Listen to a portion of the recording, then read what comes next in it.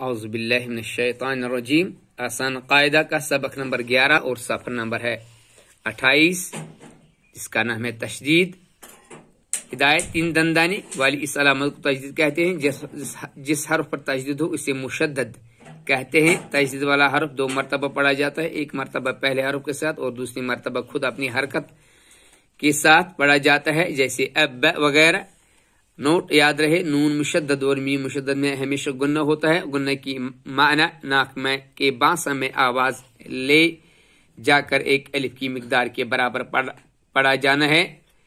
اب، ابی، ابو، ات، اتی، اتو، اج، اجی، اجو، اد، ادی، ادو، از، ازی، ازو، اس، اسی، اسو، اط، اطی، اطو، اف، افی، افو۔